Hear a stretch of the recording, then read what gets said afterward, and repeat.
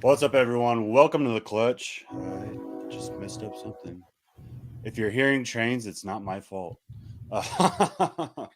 Tonight we have one of my good friends from D's Balls and Exotics, and I freaking hate Burms, but he loves them, so let's give him some love tonight.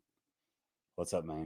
What's good, everybody? I didn't know the mic was that good. You can hear the damn trains? Dude, I can hear the train like it's like right next to you. Damn. It's a pretty clear set you have going on. I'm not even joking. The train is like at least a half mile away.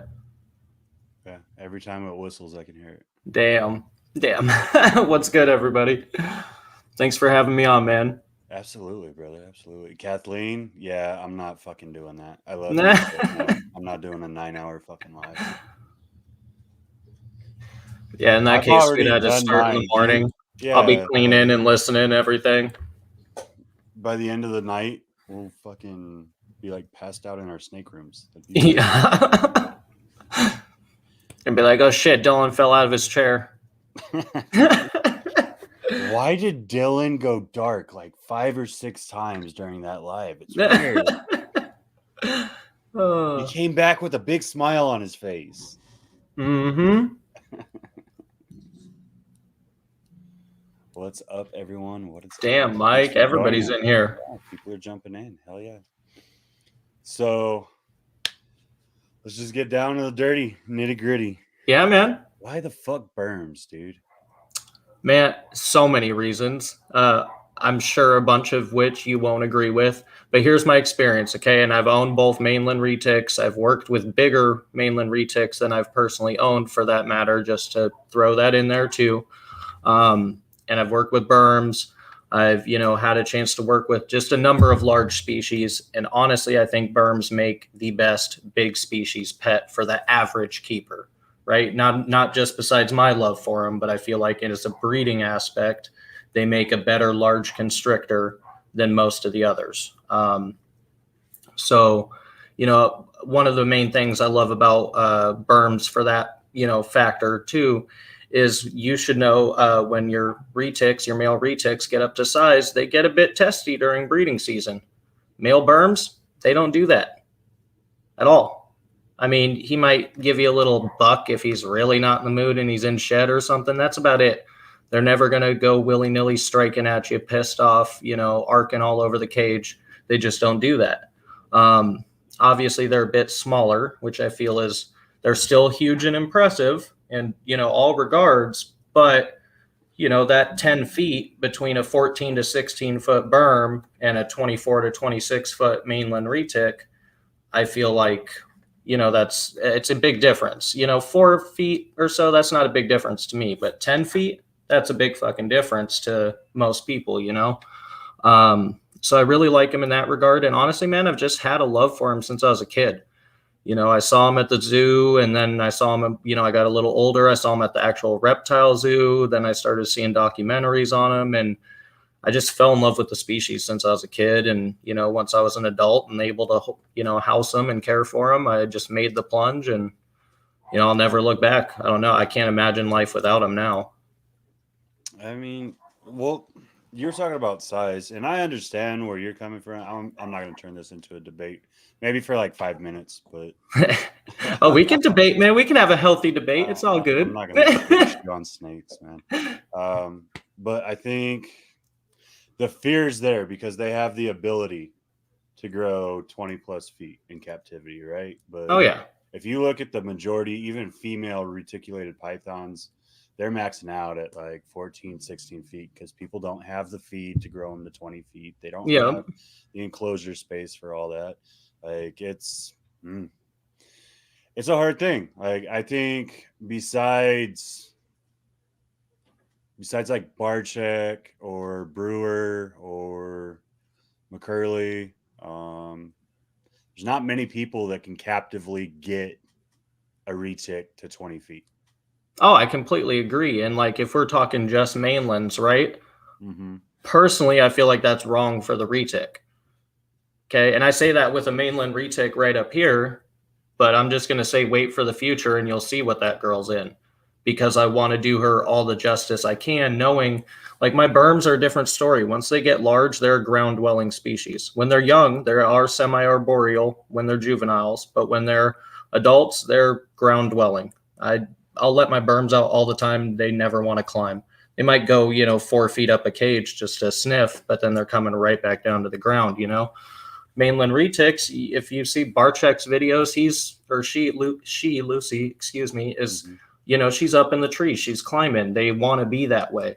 And so just to me, I don't know. I feel like the reason you don't see mainland retics that size is because people aren't able to care for them properly. And I don't feel that's right. I feel like I can do perfectly fine with the Burms and having a large group of them and do them justice. They're in their cages. They still take up, even adults, when they're curled up, they're taking up less than 25% of that cage. You see a big, full grown mainland retic, they're taking up most of the cages that you see. And I don't know. That's just my 2 cents on it, man. I get it. They're amazing animals. Don't get me wrong. Like, it's not like I don't like retics. I have a beautiful platy phantom golden child up there who's awesome. Personally, I just love Burms. It's not that I don't like retics. I just love Burms. And everyone has their preference, man. Like, yeah, exactly. That's the great thing about being a reptile keeper is we don't have to like every single thing. There's room to have whatever you want. Yep, exactly. I mean, with that said, though, I keep a number of species, so it's kind of, like everybody knows me mainly because I only breed the Burms and the balls, but I do keep a number of species. We have other python species. There's a couple more I plan to add hopefully this year. And then, like I got the monitor, the colubrids, stuff like that too. Oh, yeah. So what started you down your path for Burms, man? Because Burms are one of the very few things that I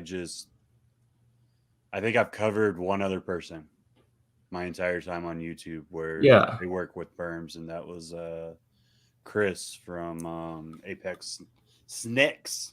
Okay, yep. It's not even snakes, it's snakes. Yes, snakes. It is weird fucking spelling. Yeah, I'm not gonna lie, I can't stand when people say that shit, but no disrespect, Apex, but either way, what really got me, I mean, if we want to start way back when, it's when I was a very little kid going to the zoo. I can't remember if it was the zoo here in Tacoma or the one up in Seattle. I was really, really young at the time, and I saw their Burm. Honestly, I was just fascinated with snakes already, but then seeing a snake that size, that was the first like large constrictor I saw, right?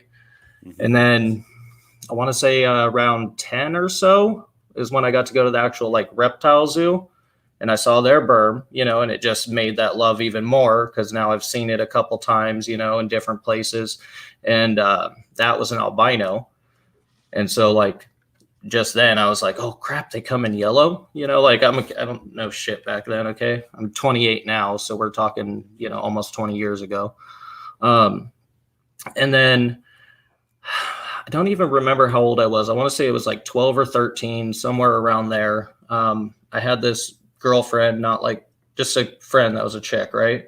And they had a bunch of reptiles, and so she's like, you want to come see all these reptiles? She found out I like snakes, so I went over to their house, and I mean their whole house was like this room, like every single room in the house, the living room, the both kids' bedrooms, the parents' room, the spare room, like it was all enclosures and stuff. And back then it was all tanks, but they had like racks, like Home Depot racks with tanks all set up and huge like wooden enclosures. And they had some Burms in the living room. And then I got to actually like interact with them, And then, like I said, once I just, was an adult and got into a better place in my life, because let's be real, I made some really stupid decisions when I was younger. And, we all. Let's just say if you guys knew me 10 years ago, I was 100% different person. Y'all would hate me. I hated me, but you know what I mean? We all make changes. So, got with, my current girlfriend, Amanda, about 4 years ago, expressed how much love I have for these animals and, wanted to jump into it and one thing came to another, finally got my Burms, and then it's just grown ever since. So yeah, man, that's, I guess, the short of it, really. It's a lot, man. I used to watch documentaries on them and shit. Like, it's just the one big constrictor that, you always saw documentaries and stuff on and in zoos, and it just made me fall in love with them. And it's really the first big constrictor that was, I guess, like popular, really. Yeah, that was the first popular big constrictor. Yeah, I mean, now look at doing all my research now that I have.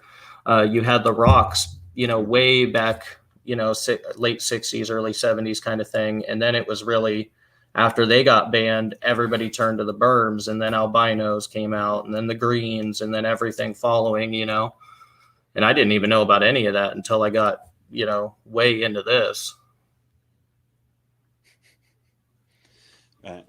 So my only Burm story, I feel so bad. This is from when I was working in the pet store when I was like 14 years old, man. Okay. And we have this giant albino Burmese female. She's gorgeous. Like, yeah. Back in that day, you like an albino anything was stunning. Best shit you could fucking buy, you know what I mean? Yeah. And I remember we used to keep her, and I think it was like a 120, maybe 150 gallon damn fucking aquarium. Damn. It was horrid, dude. Like the worst.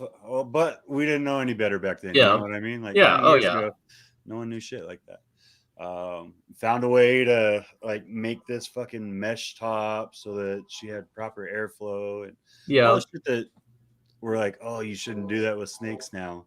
Shit, that we thought was pioneering back then. I was just talking the other day how when I first started keeping snakes, it might have been corn snakes and like normal ball python, but that was, over a decade ago now. I was keeping them in tanks. I had a whole shelf of tanks and then another shelf with a couple tanks on it. Like, you didn't know any better. Ball python with a heat lamp was common. Rock. Yup. I started working in a pet store when the fucking heat rocks became popular. Oh, dude. God. Like, how shitty of a time. I'm not going to lie. I learned that lesson the hard way. With a fucking corn snake of all snakes, man. So I'm going in little fucking 14-year-old Feely, babyface Feely, right? I'm fighting and I'm struggling like two times a week, 3 times a week to fucking pull out this giant fucking Burm. Damn. Of course, we wanted this fucking Burm at eye level. Like, you couldn't have it down low. Nah. It's easier to pull out. You want it at eye level. Yep. Well, everyone could just walk by and be like, that snake's bigger than I am. Oh, yeah. You know what I mean? And we had everything at that store. Like, it was a complete exotic store. Like, there was macaws, all that shit, right? Sounds like a cool store. I mean, it was for what we had in the town that I grew up in. It was freaking awesome. Yeah. And I remember we were keeping hares, like these giant freaking 12 to 15 pound freaking hares. And you'd go like once every 2 weeks, and this hare's like thumping you all over, and you're just trying to hold on. Yeah. Carry it, because they knew as soon as they got picked up, they weren't getting sold. Yeah. Going to the freaking Burmese, man. Yep. And so you get it in there, and Burmese hits, and you're like holding on to the legs. Yep. Gotta watch the mouth. Yep. And it's just like, Jesus, like, it's so much freaking work. Yeah. And then the shit that comes after a hare. Like, like, I worked with all of these snakes in that shop. There's nothing as foul as a Burmese on like some really rich rabbit meat, and it just and sprays everything. Damn. I think that's what turned me off, in all honesty. Like, I love the size. Yeah. I love the demeanor. Don't get me wrong. Like, see, it might have just been that girl, man, because I don't get spray shits. They're solid. Well, I mean, the size of my head, but obviously we weren't keeping her right. So there's probably some play in husbandry, but we didn't know any better back then. And it was oh, the food must be rich, or dude, what's even worse, we must be doing something. But you give them poultry. Good. Yep. Good. Fuck that. So you're only breeding balls and Burms, right? Currently. Why? So obviously your love for Burms has always been there. Yeah. What made you get into the breeding aspect with ball pythons? Honestly, I was fascinated by the genetics. I'd always liked ball pythons. One of my first snakes was a ball python. So I've always liked balls. It's not like I started with balls and then got into the that, not me. Oh, whatever. Just saying it. Everybody loves these balls. Dillon likes balls. He said it live. Yep. Oh, use it. You, dude. That's gonna be the fucking clip for this. No, but it was the genetics, man. I'm a nerd. Like seeing all the genes and then learning about the recessive and codominant and incomplete dominant, just everything. It really fascinated me. And then once I saw all the different combos, especially banana, just like a lot of people, banana really did it for me. To this day, I love banana. I want to see it in more combos. And that, that's just kind of what it spiraled out of control after that. When I go into a hobby or something, I try not to half-ass anything. If I'm going to get into something, I try to get into it full tilt. So it kind of just, went real quick, I guess. Excuse me, as it should. So what was your prize, or what would you say is your prize creation so far? Whether it be Burm or ball python. Can I do one of each? Because that's hard. Yeah. And as far as what I produced. Mm-hmm. So I've actually only held back one of my Burmese, but it meant a lot to me. And her babies are going to be even more to me. So my whole thing is I want to line breed albino greens from my green male. He is one of the brightest greens I've ever seen. Me and the other Dillon, we always joke around and give each other shit. We're like, no, I have the best green. No, he's got the best green, But he's seriously super bright. If you look at most green Burmese as they age, once they hit about 10, 12 foot, they get really, it's dark olive green, but not my dude. He's nice and bright. And so, I bred him and I first held back an albino het green pos het granite. And I just love that girl. So, as the first Burm, one of the first Burms I ever hatched from my first clutch. She's got some really, unique kind of influences from the hets going on. And it just means, I don't know, it means a lot to me. So might not be shit to most, but she's the beginning of a project for me to be able to get those albino greens, and then ball python wise, fuck, dude, that's a hard one. It's a really hard one. I only really breed stuff that I love, and I've been really lucky with the odds, honestly, a lot. One of our first, we did a lot of het-to-het stuff. I'm still doing quite a bit of het-to-het stuff. So one of our first years, we hit 2 pied females off a het-to-het. We hit some highway girls. So, fuck, it's really hard.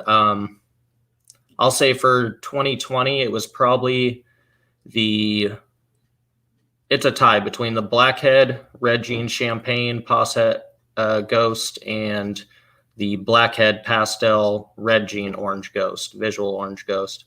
Both of those to me are just stunning. But honestly, I'm horrible. I can't pick a favorite, man. Like I said, I'm really a nerd about this. I get excited about it, and I love the babies. And so, and I tend to hold back quite a bit of stuff. Hell yeah. There's nothing wrong with that. That's how you make your future. Yeah, pretty much. I created 4 gene, and they're all relatively common genes. Yeah. But it was a 4 gene and 1 snake, my first clutch. And I was just fuck yeah. I couldn't figure it out for the longest time. Yeah. And I almost let him go too. I was this close because I wasn't sure if the 4th one was in there. And I was like, nah.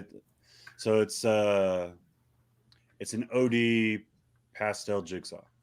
Oh, fuck yeah. So it's like, all of those are great. It can be put into a combination all day. Yep. You know what I mean? So yeah, OD is killer, especially. Yeah. And that I have one OD male, well, now 2, and then 1 OD female. So I'll be pushing once she gets to size. Oh, hell yeah. My super ODs. And then start plugging that into recessive, obviously. Oh, hell yeah. Dude, I only have 1 OD animal in my collection. It's nothing like crazy, but it's just a high OD pastel girl. But every time I open her tub, I'm just like, oh, I need more OD. I need more OD. Like, there's nothing wrong with it. I had a breeder size OD male, and it took me 2 years to use him. Damn. Because you were raising up the girls? Yeah. Yep. But single gene OD male at breeder size, and I had to just take care of him for 2 years. Yep. It is what it is, but I know where I want to go. And that's right. That's a big point of it, though. Like, once you get on the breeding side of it, like, we kind of geek out. We start looking at like our little list, be like, oh, I can do this, this, this, and this, and this. Right. Overcomplicate yourself and drive yourself crazy. Dude. It's the fun part, but it's like, you got to find a focus to it. And luckily, I have like 4 to 5 genes where I really focus. Yeah. And then everything else is just playing to see what happens with it, and seeing if I can make something that actually looks nice with it. Yep. That's basically how I am. A few more genes, but I'm trying to narrow it down. I mean, I'm just starting, man. Just starting. Oh yeah, man. It'll get there. Like, I'm scared, man. I still need to, like, I focus on way too many. I'm like, maybe I shouldn't have like 6 different recessive projects going on and shit.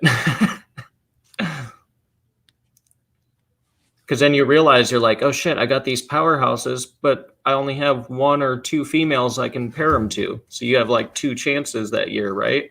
Versus if you cut out 2 of those projects, you might have had 4 or 5 girls to pair that powerhouse to, stuff like that. Like, I still make those hiccups occasionally. I won't lie, But you got to do what you want to do too.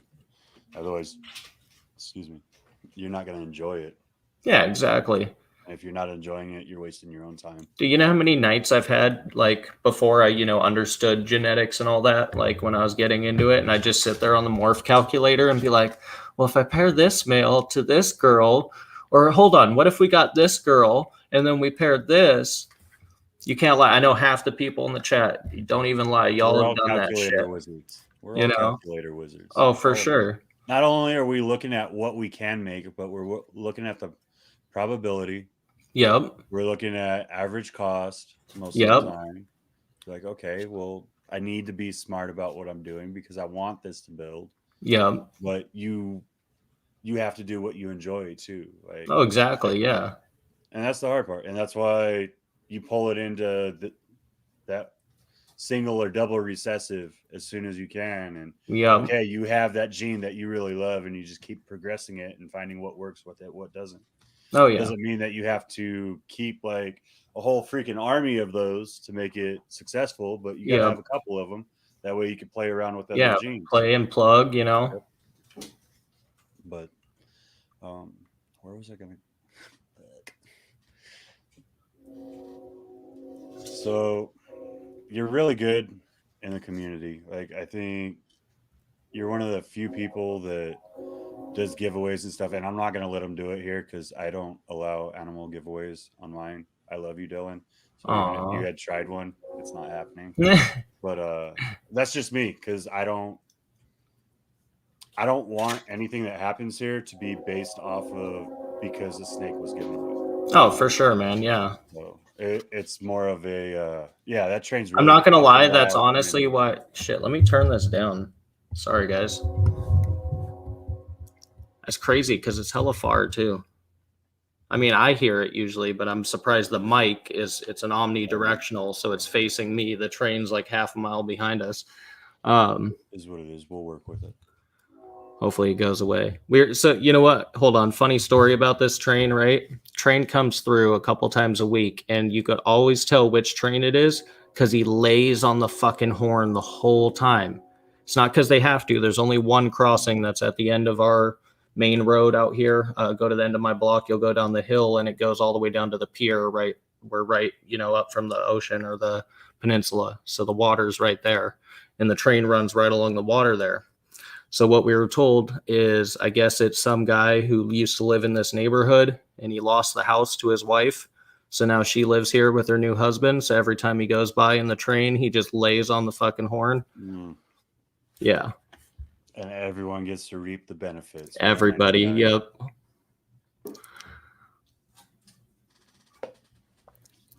And man, I actually have more fun giving away stuff on other people's channels because it takes, the pressure off of me. Like I did one giveaway where it was like, okay, do the whole like, subscribe, follow thing. That was cool or whatever. Don't get me wrong. But like, I'm not trying to give away animals for fucking followers. I'm doing it to give back to the community. I don't give a shit. Like, I do stuff besides snakes. So like, I just want to help the community. I've learned a lot from people. I've, grown a lot as a person being part of this hobby, and it just makes me happy. So if I can give back, like I want to. But I don't like the pressure of like, oh, hold on, let me go check if you subscribed and you followed and you did this shit. I don't know. I had more fun doing it on other people's channels. Yeah. So see, I did it one time, and that's why I won't ever do it again. I did it one time, and I gave a piebald to this kid for his very first snake. It wasn't a giveaway or anything. Yeah. Technically it was a giveaway, but it wasn't a giveaway, right? Yeah. Like we had this kid that was just constantly in here, and he loved snakes, and his mom couldn't really afford to outright buy him a snake and the enclosure and all that. So we, like me and Ray from Euphoric Reptiles, we came together and we gave him a pied, and then that's awesome. Other people ended up getting him a setup for a tank, even though we know it's not the best way, but if you only have one, it's not that bad. Oh yeah. And especially if you're just starting out, like it's a 14-year-old kid. Oh, for sure. Dude, people buy snakes locally from me all the time, and they're like, well, how do you house it? Where do you sell it? Or do you sell enclosures? I'm like, look, I don't sell enclosures. Here was what I would do. If you're going to keep one snake as a pet, I get it. You want to look at it. You don't want a one snake rack. I get that, right? So I'll walk through people. I was actually thinking about doing like a video or something on it, but I know I'm going to get a shitload of flack for it. But you can set up a tank properly if you're willing to put a few extra bucks in, black out the back and the sides. It's super easy. Get some foam board and tape it or silicone it on there so it's blacked out. Get a front opener, tape over the lid and use a heat mat on a thermostat. It's simple. And they're going to be just fine. Give them a hide and some foliage, whether it's fake or real, you'll be good. Oh, you mean like all that? No. Yeah, exactly. My wife was like, your snake room's ugly. I'm getting fake. Thanks, babe. Ouch. Right? Nah, it'll get better, man. It's just we're in that weird process right now. Oh, for sure, man. Hey, I still use fake plants. I got them hanging in the Burm enclosures. People don't see it, but I use the little vent slits on the cage, and I'll poke the fake plants in them just so there's plants in the fucking corners. But going back to that kid, man, like I got him that piebald, right? And we were super stoked. He did really good the first 2 weeks, and I don't know what he did the third week, but it ended up passing away. Oh, man. And I had to deal with his mom, and I had to deal with him, and I was like, dude, I would love to replace that snake, but I don't have the ability to right now. Like, I was just starting out. I didn't really have a lot of money in my pocket. Not that I do now, but I have a little spending money now. Yeah, no, I feel it. Yeah. And like it happened, and it just fucking killed me.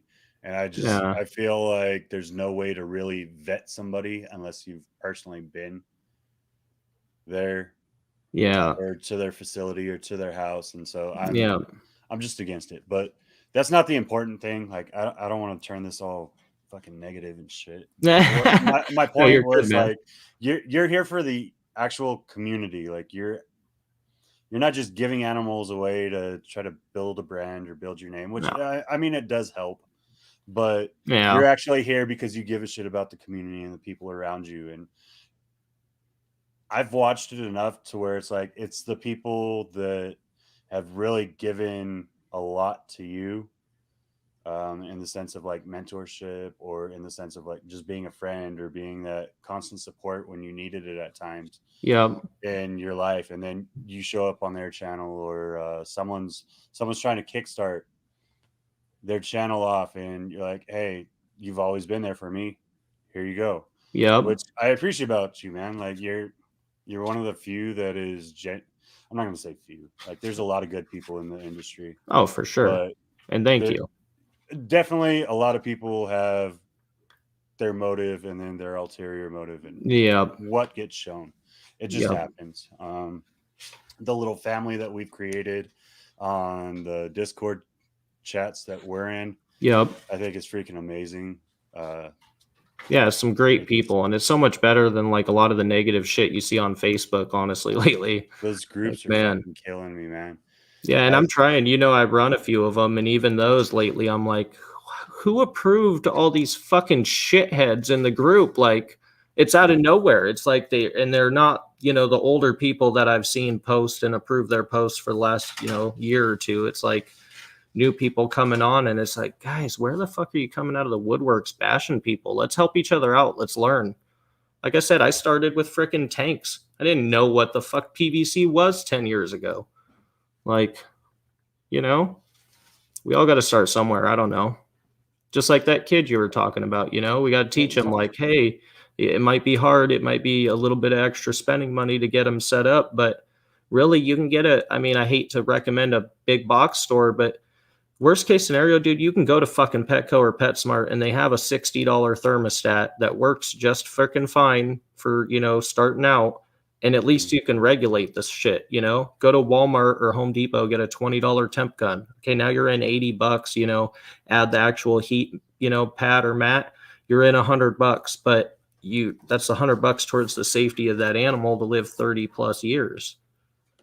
Exactly. So, I know we all start somewhere, but that's kind of like, even when I actually learned about everything, I immediately changed all the animals I had currently before I even went to the whole breeding aspect of all of this, So I don't know. I want to help people out, because I know it was sometimes hard for me to find info. And then, thankfully, like you said, I found some core, group of people who would actually help me out and give me information. And I just want to pass that along. I don't want to be part of that negativity shit. That's the way to do it, man. Like, I get a lot of shit about it too. Like, I have a couple of people that are like, "Oh, you're the Mister. I want to push positivity and don't let anything negative come out." And I was like, if you listen to me, I'm like the most pessimistic motherfucker in the group. Like, whatever, man. Yeah. Like, I try. Like, that's my thing. Like, I really try to just put out the positive aspects, because I dwelled on the negative for so fucking long. Hi. Jesus. Do you hear that? Yeah. It's my rhino iguana in the back. We just redid his enclosure with all cork bark, so he's like going crazy in there. It's the way my mom's dog is. So I'm watching. I'm like really allergic to cats. My wife's like super allergic to cats, but I love my mom. Yeah. She's that crazy cat lady. Oh, no. And she went to visit my sister down in California. So she couldn't take her animals, obviously. One's like this, I don't even know what you would call it. It's not a calico, but it's almost, I don't know what it is. But okay. It's just a weird, like off-colored cat that's like half white and half patches of color. And then she has a Great Dane Pit Bull mix that she originally had. I kept for a little while. Yeah. And just had too much energy with the little kids. So it was like knocking my kids over left and right. And I was just like, shit. Hey, Ma, you need to get this dog again. Black eyes with the tail. Yeah. So she's back here too, and she's just like, It sounds like a freaking bulldog that oh man, something, And so it's been fun, but it's like we're just sitting there like, And then the cat gets like super excited in the middle of the night. Yeah. And her favorite things like crunched plastic bottles. So Yeah. I left one on the floor. So I'm laying down, and all you hear in the middle of the night. Oh, dude, that sounds like my girlfriend's cat. Every fucking night, she'll play with the toys, and she'll be on our bedroom floor just batting them back and forth. I'm like, shut the fuck up, cat. Let the Burms out. It'll be okay. Oh my god, I've threatened it. Don't do that. No, I've threatened it, but she knows I'm joking. Dude, I got so much shit. So when I first, started really getting into the Burms, right? The cat was locked away in our bedroom, and I had the Burms out, and the Burm climbed the cat tree. So I thought it was perfect for a picture, right? I'm like, all right, this is fucking funny. Like a big ass Burm, 12-foot Burm at the times, curled up on top of a cat tree, So I take a picture and I send it to the girlfriend. I was like, hey, where's your cat? Oh. That's horrible. Yeah, she wasn't very pleased. Get that girl. Okay, the cat is safe. The cat is still with us. All right, let me make that very clear. But you breed your own rats too, don't you? Yep. Are you just doing rats? The Norwegians, or are you doing ASFs? No, just your common rats, at least as far as rats. We also started breeding our own rabbits. We breed all our own feeder insects. And me and my buddy, some of you guys have seen my buddy Shane, who helps out in the room here. He has all of our quail at his house. So we're also doing the quail as well. So quail, rats, rabbits, and dubia roaches. We try to provide a lot of our own feeders. I feel like that's kind of rough. I know it's a lot of work, rats man. With but me was like never ending every single day. Yeah, I mean, we got a good system. We only really, we go check on them every day. Don't get me wrong. We go in there every day to check on them. But as far as like actual work goes, besides maybe let's say an hour to 2 hours every day, if that really, it really depends on who's out of food. If there's, any tubs that really need maintenance for some whatever reason, right? And also this includes everything in there. So the rabbits and stuff like that, right? But really it's just once a week, maybe sometimes twice a week if we divide it into 2 days of, 4 to 6 hours of cleaning. But honestly, the girlfriend does a lot of the feeder stuff, thankfully. So, I come in and help, don't get me wrong, but it's kind of a trade-off. She'll come in and help me with snake stuff. I'll go help her in the rodent stuff, So are you looking at distributing rodents and feeders too, or is that just specifically for you? Or okay? No, I already provide rodents to a few people locally. Unfortunately, I have to tell a lot of people no right now because we're trying to expand. So we just completely reached capacity in our current shed. The goal is to get that producing full tilt once the new racks start to produce, your new colonies, I should say, start to really get going. I'll stash that money away, and then we're going to tear down the shed, replace it with one 3 times the size, and then build, 3 times the amount of rat racks and add them. And at that time, I think I'll be able to start offering to people publicly. We did it before, like a couple of years ago when I first really started getting into stuff. And honestly, we sold out so quick, which was a good thing. But I couldn't keep up with people, and I felt bad. Like if you're going to, one thing I always, like the people who buy rodents from me now, it has to be consistent. If you're not consistent, not only am I not going to sell them to you, but I just, it's not worth it for either one of us. So what I have going now is people who are very consistent. They depend on me, but I like that, like I count on them. They count on me. They know I always have their food, so their collections are fed no matter what.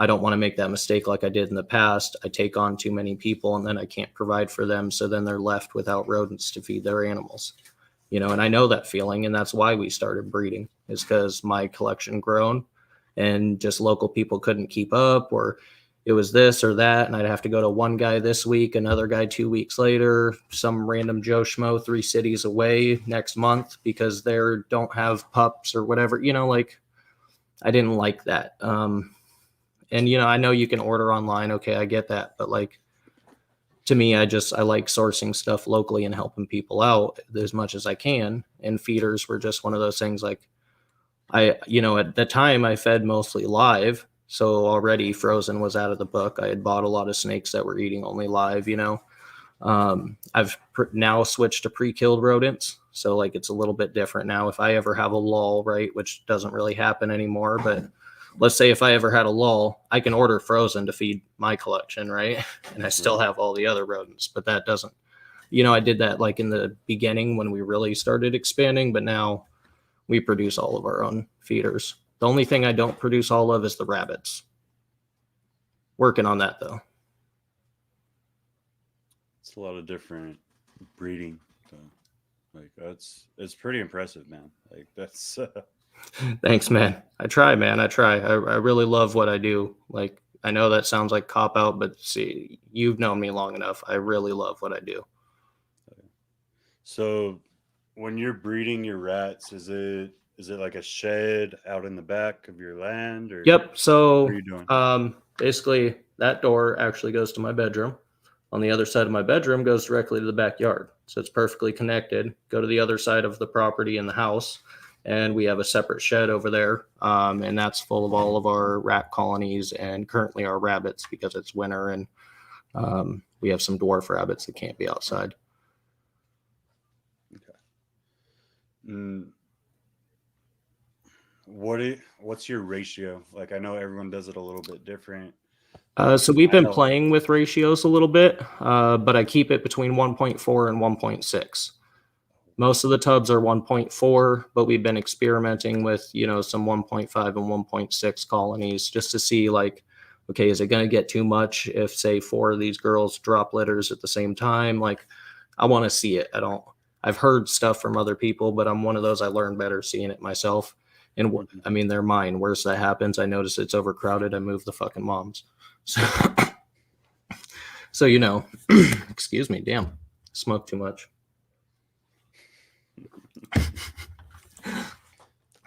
So yeah, we do colonies, and then we, a big thing that I learned, the hard way is rotate your damn girls. I've been spitting that out a lot lately because I've noticed people keep trying to, I wouldn't say like hide that information, but let's be real, they know damn well, and they purposely miss it out on like a lot of the big rodent breeder, videos I've seen and stuff. That's a huge competition, and yeah, I don't think people realize it. Like, you watched just in the last year, the price of rats went up damn near $1 per rat. Yep.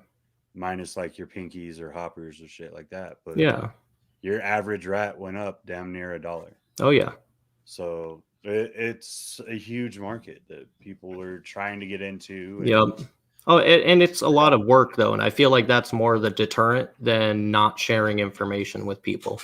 Because I'll be the first to tell you, it's a lot of work. I mean, even with the smaller, colonies we have going now, like we're not even at.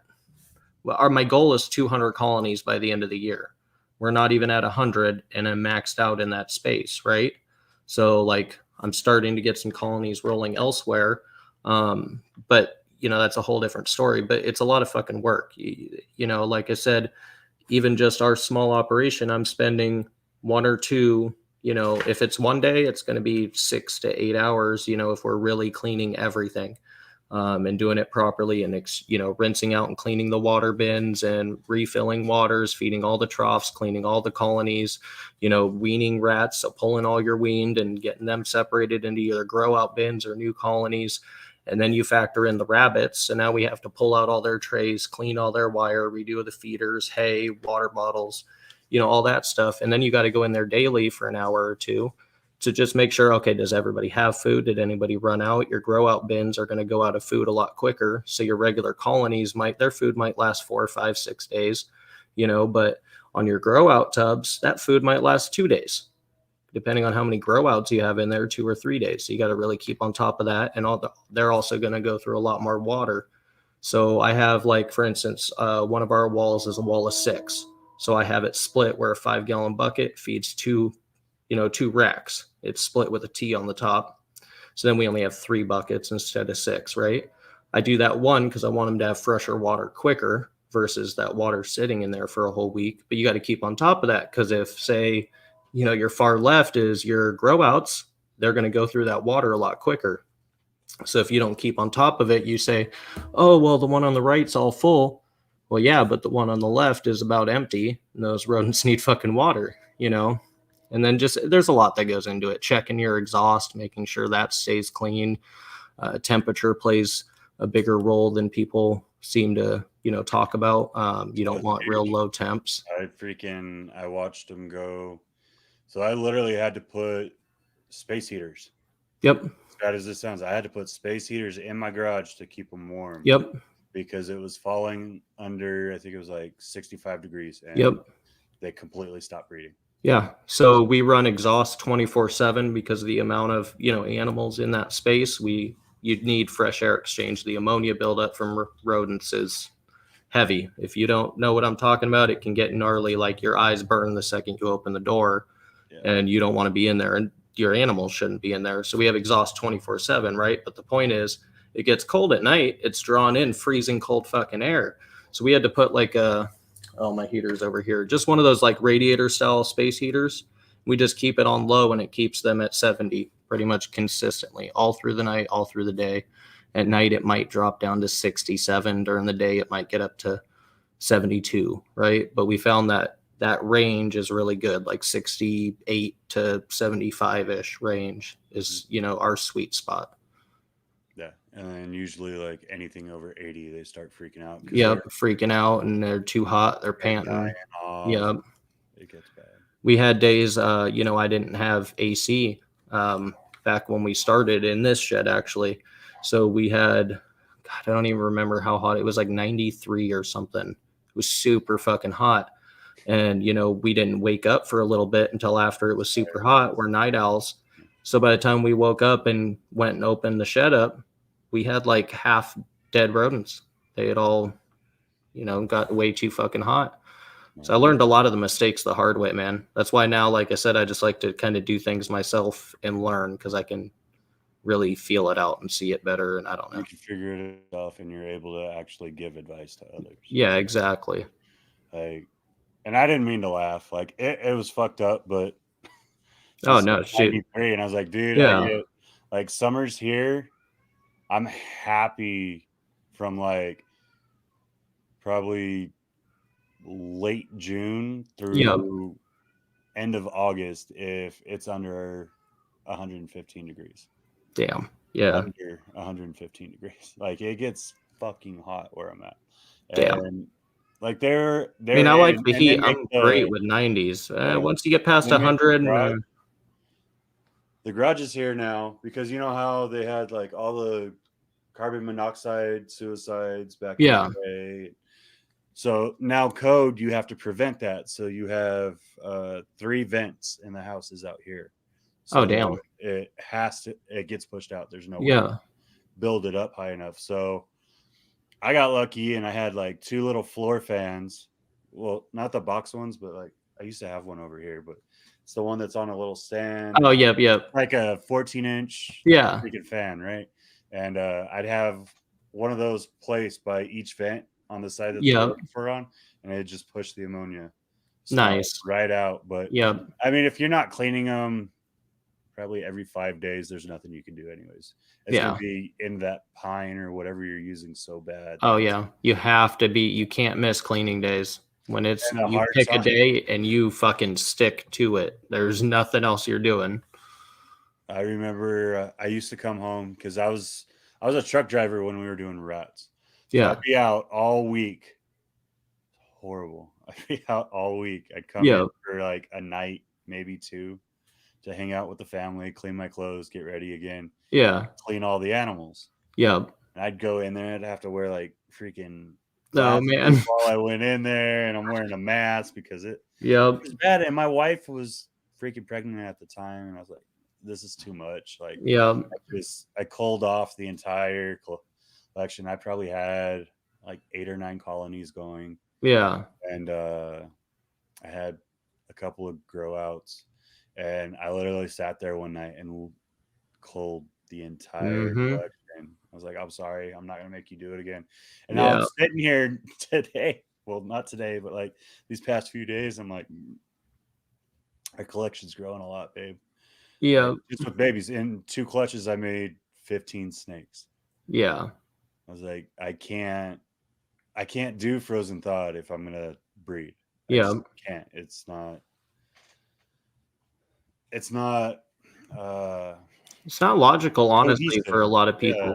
Like I learned real quick, you know, babies, I don't care what everybody says, you're not going to get every baby or even 50% of them to take frozen thawed right off the bat.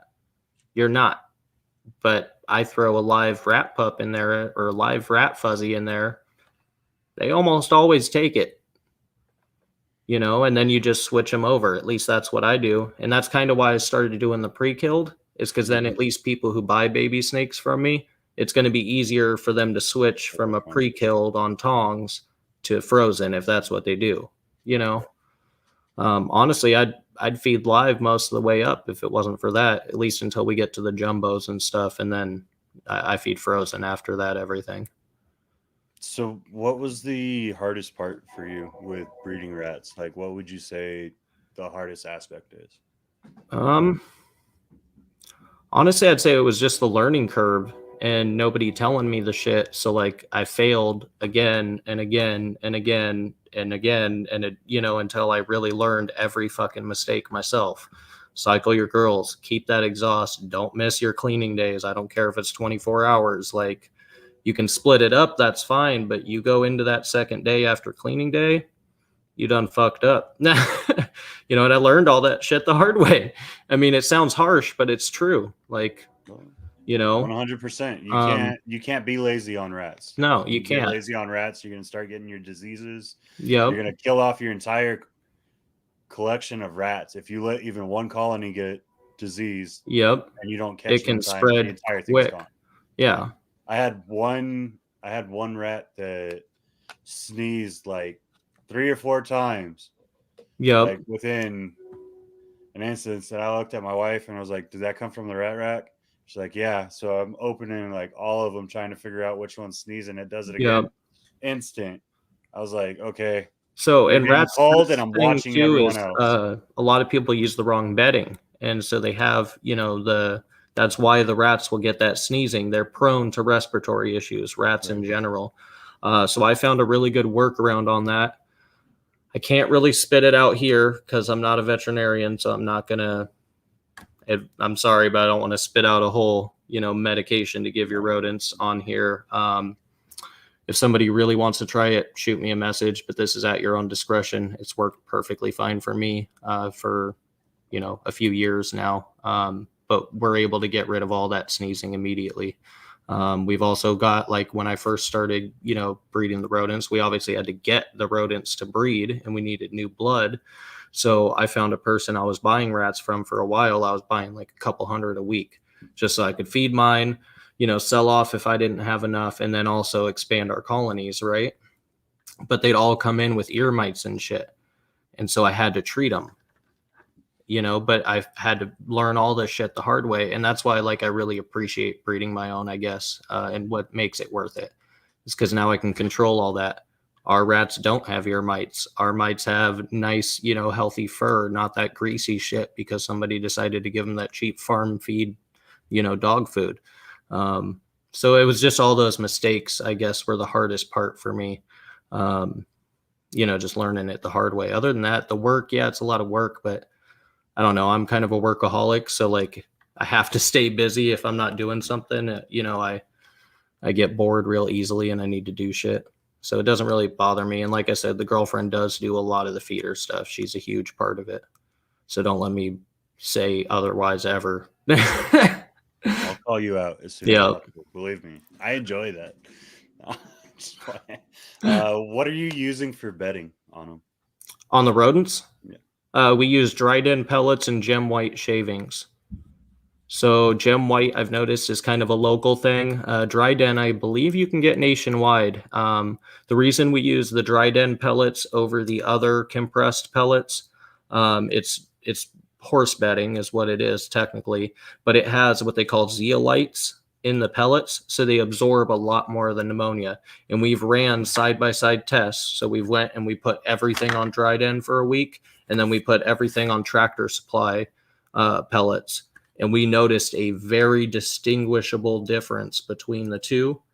And I, as long as they're not out of dried end and I have to get the other shit, I always go for the dried end. It smells a lot better. It holds a lot more, and it really does control the ammonia better. And then we just use the gem white shavings because I don't want to have to worry about the pine. And, with pine, if it's not kiln dried and you use it for a long time, you can get bumblefoot on top of the respiratory issues. So I just negate all that, and we just use gem white shavings.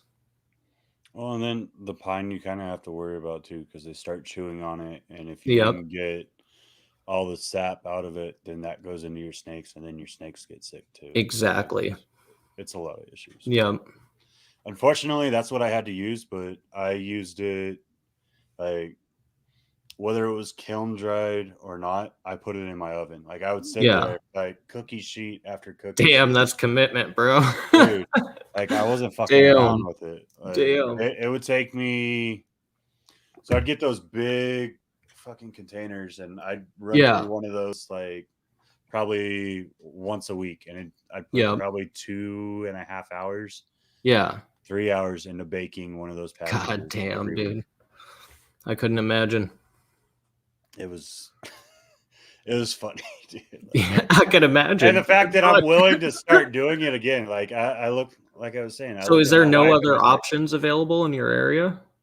There's a few people that do live here, but the issue is they're one, I don't like their collections. No, I mean like for bedding. I don't have like sawmills or anything where I can go pull. Like I could go to Tractor Supply and do that stuff, but cost wise, which it's partially me being a cheap ass and knowing that I can take care of it. I'll say that. I know people that do the hemp bedding. I know people that do other beddings for them, but it cost me $6 a week for bedding if I just take it and put it through the oven for 10 minutes at a time. Yeah, I feel it. I know with rats, when I was doing rats with like those 6-7 colonies, I was probably averaging between food and bedding and like your water bill and all that for the water that I gave. You're looking at maybe $150, $200. Yeah, that's not bad. But it was a small operation, and now I'm over here and I'm dropping significantly more than that on frozen thaw. I was just gonna say I'm like I mean just in rodent supplies we'll just say I'm near $1,000. I'm upwards of 500 a month, but I'll leave it there. No, I feel it, man. And honestly, and it does take a bit to take care of them too. It's not like, everybody, that's why another reason too, why I don't mind sharing anything I've learned. One, just because I want to help out. But two, if you're going to do this, you're going to realize it's a shitload of commitment to be a rodent breeder. Mm-hmm. It's a lot of money that you're going to have to pay up front. I mean, we're just talking about like, the supplies basically, but you haven't even got into the infrastructure. Now you got to build all those rat racks, or you're going to buy Freedom Breeder, whatever rodent racks, which is going to set you back even more. Now you got to buy the exhaust. Now you got to think about, heat and water and all that, and then supplies on top of all of that, and I won't say there's not money in rodents. There definitely is. But I mean, it's also a lot of work to go with it. And that's kind of how I looked at it when I got out of them. I was like, I'm always gone. It's worth just paying the money right now. I got a few guys who they had their own colonies and they just called them off and they're like, can you just hook me up, Dillon? I'd literally rather give you my fucking money than breed rats. I'm like, all right, well, I mean, sure.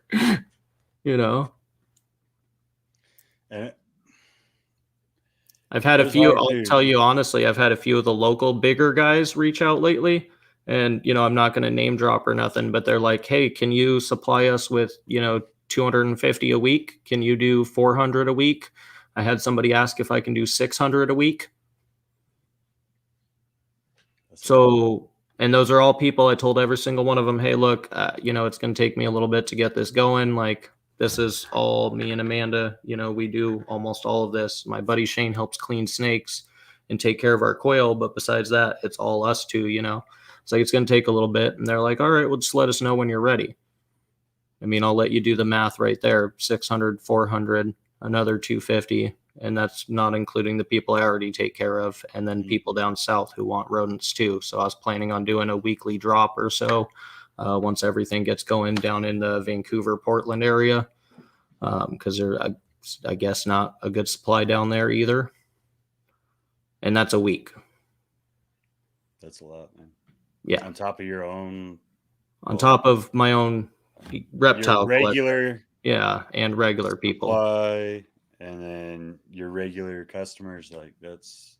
Yeah. So we're talking once everything gets going about 2,000 a week. 2,000 a week. Yeah. Jesus. Yeah. It's a lot, man. I'm trying to get there. Don't get me wrong. We're not there yet. We've been busting our asses, getting it going, you know. That's honestly half the reason you guys don't see me like posting as much YouTube videos lately. You know that, and I want to bring better content, but like we just been busting, man. So we've been pushing on rats for a while, and I appreciate it. I feel like everyone needs that reminder on rats. The last real question that I asked was, what was the hardest thing that you found with rats? So I'm going to transfer that back to your burms and your balls. All right. Well, I'm not going to transfer anything to your balls, but you know, I was going to say, I was trying to give you a setup. You didn't take advantage of it. That's your fault. I was waiting for that's what she said or something like that. No, that's what she did. But so what is the hardest part of keeping What's the them? hardest aspect for your keeping or breeding for burms, and then the same thing towards your ball pythons? Like, what would you say is the hardest per species?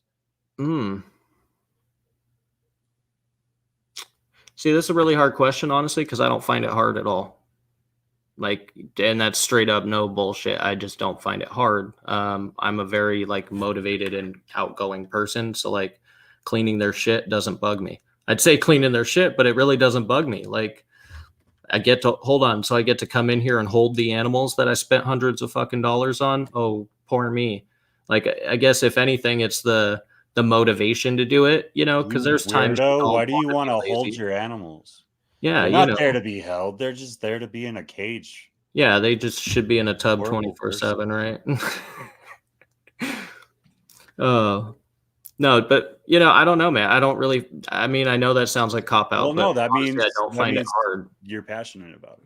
Yeah, I enjoy it. I throw on some music. Let's be real. I'll throw on some fucking tunes on the TV that's right next to my computer here. I'll blast some fucking music. I'll go get super fucking baked, and I'll come in here and clean all my damn animals and have fun with them. And that's why it'll probably take me longer than the average person, is because I'm not just, throw it in a different tub, clean it. I'm gonna pull them out and be like, man, they're looking really good. They just shed. Let me take a picture of this one, you know. Okay, that's cool. Let's move on to the next one. So I'll let them hang out. I go to clean a burm cage, and, you know, the one cage takes me an hour because I didn't just clean it. I cleaned it in 5 minutes, but then I sat there for, you know, another hour and just played with the animal, let them roam the room. Like, gave them some exercise, gave them that enrichment. Exactly. Oh, sorry, man. Train. So yeah, you know, I don't know. That guy. What? Someone go get that fucking guy. For real? No, it honestly is good that you're not seeing anything as a difficult way of doing it, or that there's nothing that you really view as difficult, because it means you're passionate. It means that you're enjoying what you're doing, which is important, because if you're not going to stay in this. When you do this, how far are you looking to grow? Like, what's the estimated plateau for these balls in exotics? So everybody thinks I just want to breed. That's actually not what I mean. Yes, I'm into breeding and I love it. I'll probably always breed, but that's not my end goal at all. My end goal is to open up a reptile zoo here locally in the Tacoma area that everybody can enjoy, and I can share my love of all these animals with people. You guys know I keep a lot of different stuff, and it's because I really enjoy them all. Now, I'm not going to go breeding savanna monitors or a few of the other animals I have, like my rhino, that's not, hedgehog, stuff like that. My sulcata, those aren't breeding animals to me, right? I just love the species and I enjoy having them. And that's kind of why I want to open up a reptile zoo. That, and this is going to sound really bad, but the one up north that we have here sucks ass. I mean, just to say it outright, I feel bad because I do know the owner and his now new owner, the son. But really, it makes me sad when I go there. I was up in the area visiting my uncle, a few months back, and I was like, hey, I haven't been there since I was a young kid. Let's go check it out. So we went there, and man, I was just sad, man. I had to personally reach in and flip over one of their tortoises that was flipped over, and it says don't touch or whatever, and I tried to wave and get their attention and be like, hey, the tortoise is fucking flipped. It's, big redfoot, adult redfoot. And it wouldn't fucking listen. She was sitting there on her phone with her feet up on the desk, like not even walking around or anything. And so I reached right in the fucking cage and, flipped over the tortoise. And then it was a sunny day at the time, and they had big old sulcatas inside on a tortoise table, but they had a fenced in pen that the door was unlocked because I walked outside because I was like, oh, tortoise pen, let's go check this out. We walk outside, there's this big fenced in grassy area, no fucking tortoises. I walk inside and there's two big sulcatas. We're talking about 60, plus pound sulcatas on a fucking plywood table in the zoo. What fucking kind of shit is that? I know it's Washington. We can't keep them outside year round. My tortoise is inside right now, but I have a 60-pound sulcata. He's outside all fucking summer long. Like, you can do it. Build a greenhouse and make it year round. That's my plan. But I want to show people, like, you can take this as far as you want to take it. And that's my dream. Is I would love to walk into a zoo every day and be like, oh my God, look at my huge monitor cages. And look, I have this whole wall of different kinds of Burms. And then I have this whole wall of different kinds of retics. I've got all these, you know what I mean? Like, I want to show people how much there really is to the reptile world, I guess. And the good thing about that is once you get to that point, it's either going to do one of two things. Either it's going to make that zoo close because they don't give a shit. Yep. Or it's going to make them step up. Yep. I've been trying to buy their Green Annie forever. They won't fucking sell it to me. But dude, I'm so sad. I went in there, and this is actually one of my major points I wanted to bring up is three things other than the tortoises, right? There was a giant retic in an all glass enclosure. It was like 6 foot tall, nothing to climb on, but it was like 6 foot tall. All glass, all four sides, and it had stitches like a foot long going down its side, stitches from having surgery. Why the fuck is it on the floor? Take it back and put it in a damn cage. On top of that, all of their venomous were in AP cages. I had the key to all their cages for their venomous on my fucking hip. I'm an average Joe Schmo walking into your zoo, and I have keys for all of your fucking venomous, your Gaboon Vipers, your Cobras, your fucking Gila monsters. I had keys to all of it, dude. I could have unlocked anything I wanted to in that fucking zoo. Rattlesnakes, different kinds of pit vipers, like anything. They were all AP cages. I could have unlocked any of them. So that's a huge no-no to me. Like, if you're going to have public in there, and it makes me upset because I can't get my venomous permits, but this fucker can get his venomous permits. Because even though technically under a double lock because of the building and then that. Exactly, because they're a part of the Zoological Association and permitted in Washington, blah, blah, blah. Well, like when you get your permit, the big thing for a lot of it is your venomous has to be under a double lock. But they don't say it has to be a separate room. But here you can't own them as private keepers. You have to be a part of a zoo, a zoo or an educational program. You can't at all. And so I've been like trying, and I'll do the whole educational side of things. I don't mind that at all. I have plenty of experience with a number of different species. I don't have a lot of elapid experience. I'll say that straight out, right? But I have a lot of pit viper experience, and just rattlesnakes in general, especially. I've handled them all through my whole life. But I just love them, and it's not for the fun of it. It's not because I want to be some Billy badass and free handle it and look like I'm fucking cool.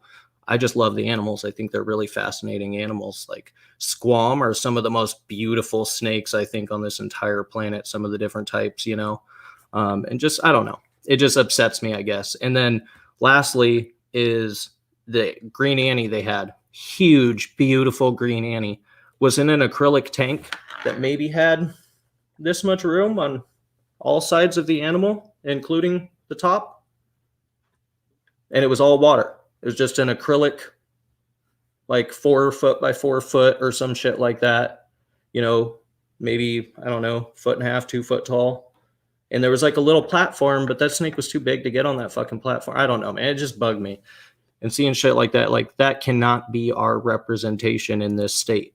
And I love Washington. There might be some fucked up shit happens occasionally up here, right? Like, you know, but whatever. Like, I love the state for what it is. We have a beautiful state, and I want to see it be able to represent reptiles in a better way.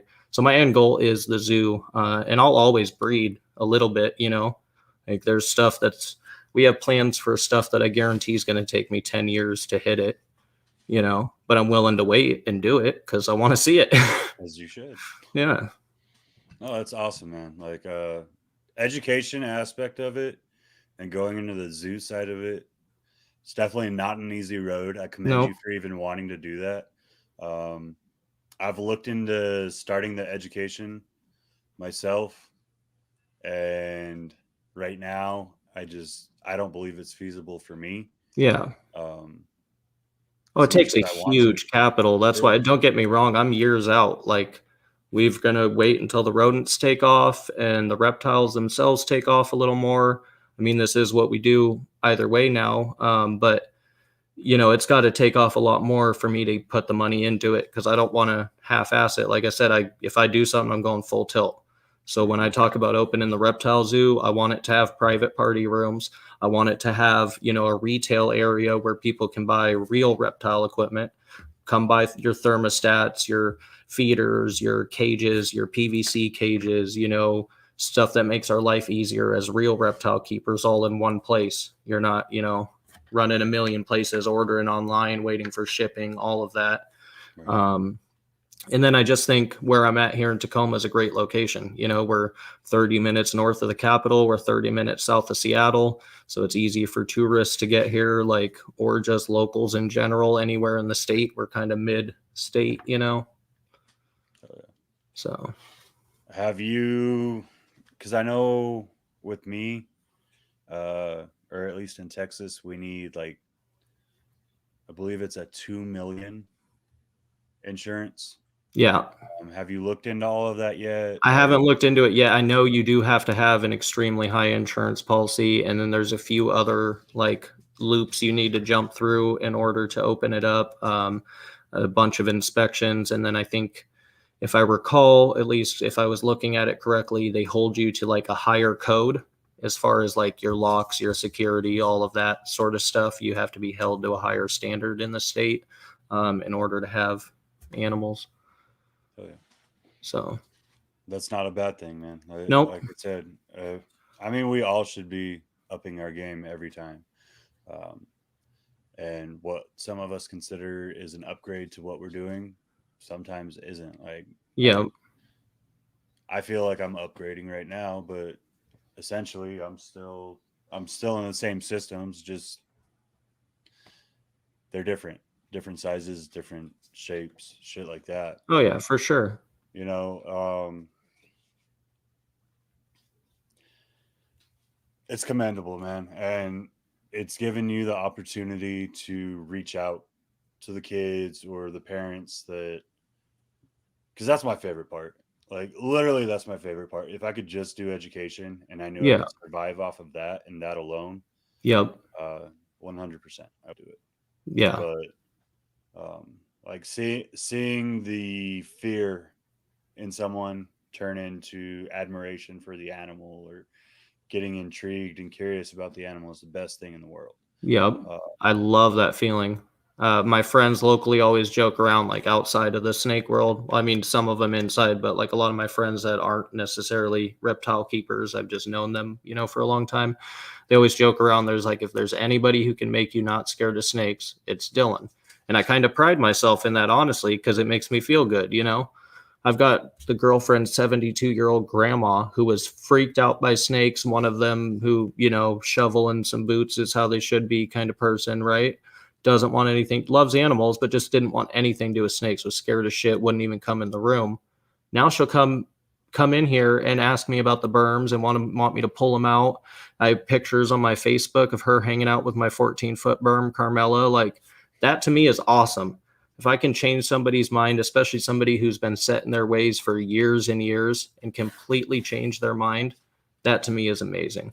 And then kids, like, they're the future of this hobby. I got into reptiles as a kid. So, you know, more than likely, a lot of us did. What's going to be the future is getting those kids into it, you know? Absolutely. And I mean, we're already, I was trying not to go here. Obviously, it's a big subject right now. There's a lot of legislature that's trying to take what we're doing away. Yep. Every day, it seems like they're adding another hit. And if we don't have that intrigue by people outside of the industry, we're going to lose our industry. Yeah. Plain and simple. And if we don't start treating each other better within the community. Exactly. When people look from the outside, for instance, my buddy Shane, who comes over here and cleans, I've invited him to some of the reptile groups and stuff, and, you know, different channels and stuff like that, because he's interested and wants to get into it. But he's came up to me and personally said, why the fuck are people acting this? Why is it? I don't get it. This guy asked a question and everybody's jumping down his throat. And then I have to feel bad and explain to him why everybody else in my community is treating this guy like shit. And I don't want to see that shit. The only way we're going to be able to fight all of this legislation and join together and really make a difference is if we do just that and join together and unify and help each other out versus bash each other. Right. And with that said, if I'm just going to say it, I know you probably don't want me to, but if you guys are out there and you're not supporting USARK, you better get off your fucking ass and do your dues, pay your fucking dues, and go donate or subscribe to USARK. It's cheap. You can donate $1. Every single shipment I donate, or every single animal I ever ship, I donate $1 to $5 every single time, no matter what it is. I don't care if it's a little normal that I, you know, technically paid more in freaking shipping than I charged the person. I'm still donating to USARK. And on top of that, you can go donate directly to their page. You don't have to ship an animal or nothing. You know, they have I was looking at it today. I signed up for my bronze membership today. Nice. I finally got off my ass because I finally started producing, and I should have done it before, but I'm not willing to. Hey, no, you are now, and that's what matters, man. That's what matters. Right. You are now. You know, but they have a $5 monthly sustainment program. Yeah, or you can do 20 a year or 40 a year. Yeah, I mean, think about that. 20 a year, that's what, less than $2 a month. Yeah. That's worth it. If you're keeping reptiles on any level, they're fighting for everybody in the whole country, not just one city, not just one state. They're fighting for everybody in this country to do what we do, including other animals. Mm-hmm. And I know a lot of us are like popping out with the bronze. I didn't want to talk about this subject because I'm gonna get fucking heated and go off on it. But my whole goal is before the end of the year to have it switched over to silver. Fuck yeah. I'm not gonna stay at bronze. Yep. Like, it's essentially one animal that we sell this year, and you can pay for a silver membership. Yep. It's not hard. And it's a freaking tax write-off for your company anyway. Yeah. So who the hell cares? Like 100%, man. 100%. There's no reason. And I love what Billy's doing. I love what Kevin's doing. The way Cusco's been pushing it. Like everyone's starting to push USARK. All the guys at Nerd. Like I didn't feel like I needed to for a long time, but even I did on my last stream. I was like, you know what? I'm finally realizing just how many people aren't doing this. And it took me a long time to do it. Like, don't get me wrong. But you know, I've been doing it for a couple of years now, and I feel like everybody should. I thought it was kind of second in my head. You know, I'm thinking, oh, this is second nature. Like everybody does this, right? It's just kind of, we all have a temp gun. We all, you know, are members of US ARC. I kind of thought it was, you know, part of the deal. But it is awesome seeing just the amount of support pouring out, you know, even if it is all of a sudden because some of the big guys are finally spitting it out. But I'm glad they are, because, you know, I could spit the shit from the top of my lungs for a year and not get the reaction they get in one night. Sad, but it's true. Like, but it's a fight, and it's kind of like Kathleen said right now. Like, with what a lot of the people that we know up in Canada, yep, they're so limited, and they have no one fighting for them. Yeah, Kathleen's province is fucking nuts. Kathleen's province is freaking crazy. Yeah. They're trying. There's just even feeders, man. Like, there's a lot of feeders that they can't have, and I didn't know that until earlier today. I was just like, what the fuck? Yeah. Like, you can't even have roaches. You can't have any species of roach. Yeah, I heard that actually. I was like, what? They're so good for your animals. Like, they're so much better than mealworms. But you can have a cricket and mealworm. I don't get that. Crickets are 10 times dirtier. Yeah, and they jump and get out all over the fucking place. Your dubias aren't going to jump out of your tub. Like, come on. But go support US ARC if you haven't already, is what we're saying. Yes. If you're in other countries, thank you for your support. Obviously, the US is kind of trying to export. Those in Canada are going to feel the hit if we start losing these animals or losing our rights for these animals, just because that's where a lot of our business goes. And in Canada, I know a lot of people in Canada that ship into the UK and other places. So they can't get their stuff to improve. That cuts off Canada too. That's 1/4 of the world, essentially, that produces animals that's just completely cut off. Yeah. No, and I hope, like Kathleen was saying, I hope there is something that happens up there for you guys that you guys can get rolling, and, you know, hopefully somebody will take charge in that, I guess is what I'm saying, and make something happen, because I think every country needs it, you know. I don't know. It's crazy. Like, even, I don't know if Kayla's in here. I kind of haven't caught up on the chat, but Kayla over in the UK, you know, they can't have live feeders. What kind of shit is that? How are you supposed to get your animals started? Yeah. Not everyone. Like, I've done it. I'm doing it right now, but I can tell you it's been a complete fucking pain in the ass to get my first clutch feeding on just frozen thawed. Yep. And I know people say, oh, we can do it easy, blah, blah, blah. I'm sure a lot of the guys in the UK, when they heard me earlier, go off, oh, whatever, we do it. But I've also heard stories about guys who still have to feed their shit live over there, but they're taking a risk. And that's bullshit. All they're trying to do is care for their animals. I agree. I mean, the one thing with it is it gives them that experience. So, like, a lot of people in the US that are able to do it, excuse me, Jesus, soda. Yep. A lot of people that are able to do it, they have years of experience of doing it. So it's second nature for them now. And it'll eventually get that way if you have to deal with it as a law. But you think about all the animals that could be lost because of it. Yeah. Until then. It's insane. It's just for you to learn. It's about experience. I'm going to jump into kind of the normal ending questions. Man. Who produced the best animal that you saw this past year, and what was it?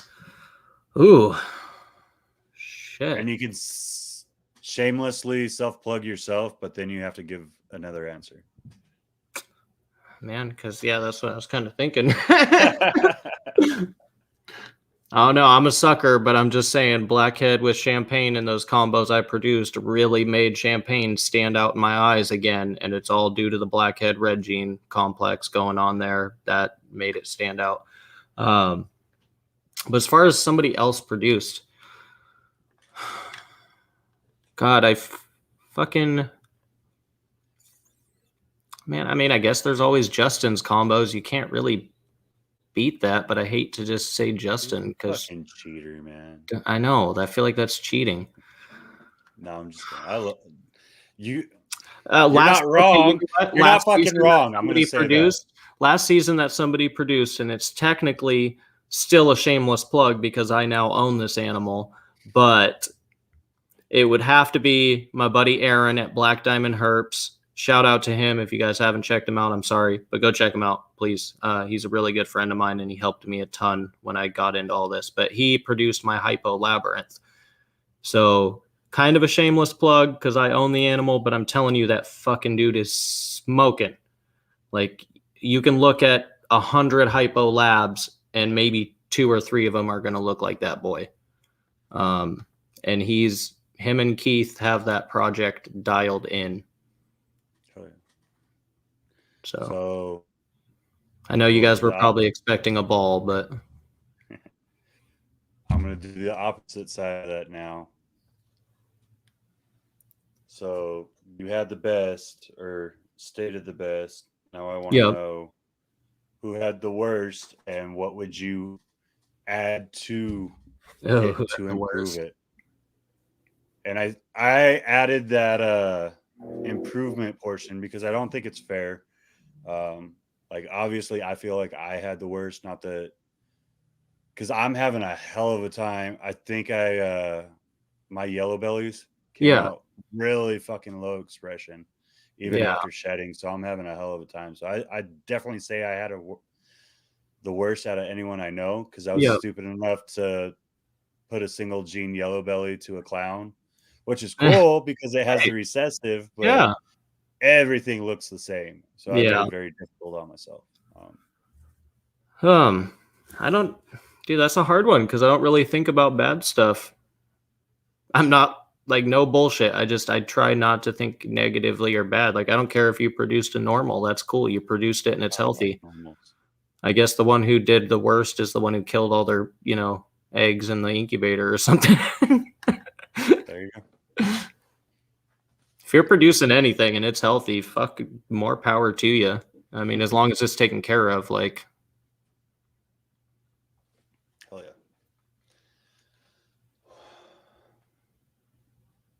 So I know you're a rap guy. Yeah.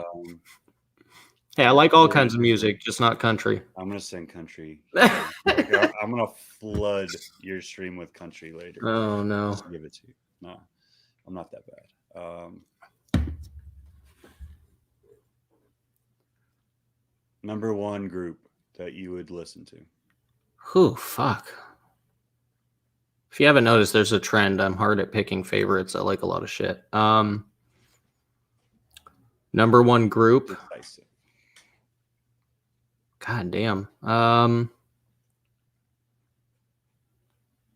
it be like, no, it can't be a genre, huh? Or like specific label? I mean, if you want to go there. Strange music or psychopathic. That's my shit. Or if we're going to talk about rock, I'm going to take it back. Pink Floyd. Okay. Hell yeah. Yep. I freaking. So I wouldn't say it's strange. I love 9 Inch Nails, and a lot of people throw them in with rock. Oh, 9 Inch Nails is badass. Technically, it's I don't even know how you describe them because they've changed their sound so many fucking times. It's more industrial than anything, I guess, is what I would. Oh, you know who that makes me think of, actually, that I should have mentioned is Rammstein. Mm-hmm. Seeing them live is a fucking show. Oh yeah, that's a good show. I saw. So there's this venue called Red Rock in Colorado. Yep. You've been there? No, I just know the venue. I have a buddy who works it. It's a giant freaking amphitheater built into the mountain naturally, right? So one of my, good friends and old coworkers is actually one of the main stage managers there. He lives here and he flies out there to do the shows. That's freaking badass, dude. Yeah. That's where I saw 9 Inch Nails live. I watched Trent Reznor at like, what's he at now? He's like early 40s. Yep. So he's not a young dude, but he's Yeah. not old either yet. Yeah. He's still jacked. He's wearing like that tight fucking black shirt that it's like his signature move now. And he takes his mic stand one-handed. He pulls the mic from it and he Yep. launches that bitch up without looking. And I swear this mic stand shoots up like at least 10 feet in the air. Yep. And he just walks out of the trajectory path over to Damn. Fink, who is the guitar player at the Yep. time. And right when the mic stand fucking crashes down, they set off Reptile, which is like one of my all-time favorite 9 Inch Nails songs. Yep. This fucking dude, that's and that venue, like that venue just makes you feel it because literally everything is pounding on you from all directions because it's reverberating off of the rocks. Yeah. It's fucking badass. That's awesome, man. I'm gonna let you have it, man. I know I was giving you shit and I was like, we're gonna go 5 hours, but I'm not that person. Let us know where to find you, dude. And I appreciate you very much for coming on tonight. I know, yeah, of course, we've had our tiffs back and forth between retics and Burms. So whatever, it's all friendly love. We love reptiles. That's what matters. I guess make it real easy for everybody. If you want to find me, go to thesnakenerd.com because there you'll find links to all of our social media. So real simple. Thesnakenerd.com. You click on gallery, it'll open your Instagram app and take you immediately to my page. You click on videos, it'll immediately open my YouTube. Go to the bottom, click Facebook. Just everything's on there. It'll take you right to my stuff. Hell yeah. I appreciate you so much, brother, for being on tonight. Yeah, of course, man. Pop you off really quick and then talk about what's coming up. Yeah, man. Thank you so much. You have a good night. You too, brother. Later. All right, guys. Give that man some love. Make sure you go follow him if you're not already. Everyone in here should be following him. He does a lot of work for the community, and he's just a great dude. Starting next month, we're going to have a focus solely on the females in the industry. So every week we will have a different female coming up. And so next month's Women's History Month. And I thought, what better way to really celebrate women's history than talking about to the women in our industry, talking about the history that we could with them being brought up in the industry. So next week, you're going to see Miss Brittany Gobble from Gobble's Reptiles on here. And I appreciate you all so much for watching. We're going to see you next week. Have a good night.